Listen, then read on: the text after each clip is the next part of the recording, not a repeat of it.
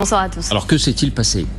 Eh bien regardez, au centre de l'écran, le navire de guerre iranien, une frégate de 95 mètres de long, son nom, Iris Dena, la frégate la plus récente de la marine iranienne, entrée en service en 2021. Elle est donc équipée d'armes dernier cri, de canons lourds, de missiles anti-navires et anti-aériens. Nous ne sommes pas en mer d'Oman, mais bien en plein milieu de l'océan Indien, à 40 km du sud du Sri Lanka. Tout d'un coup, un impact, suivi d'une explosion. Le bateau est en feu, il gîte, il penche. Il y a une énorme voie d'eau. L'Iris Dena finit par couler quasiment à pic avec ses 180 hommes d'équipage à bord. De fait, le vaisseau était suivi, pisté par un sous-marin nucléaire d'attaque comme celui-ci.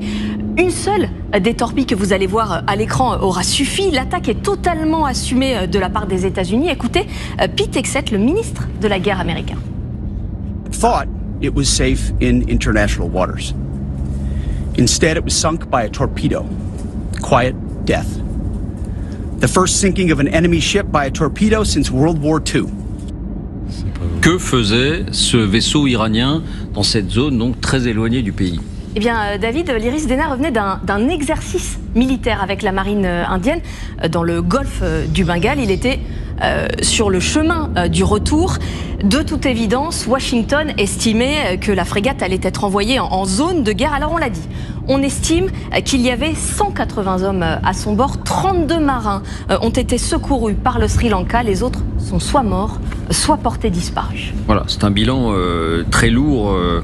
Dernière question, comment ce sous-marin américain est-il intervenu aussi rapidement dans la zone ? Que faisait-il là d'une certaine manière ? Alors, impossible de savoir quelle était sa position exacte avant le lancement de la torpille, mais il peut se déplacer jusqu'à 46 km/h. Et lorsqu'on regarde la carte, on s'aperçoit que la base américaine la plus proche, celle de Diego Garcia, elle est située à plus de 1600 km du Sri Lanka, dans l'archipel du Chagos. Donc, apparemment, le navire aurait donc été repéré par satellite.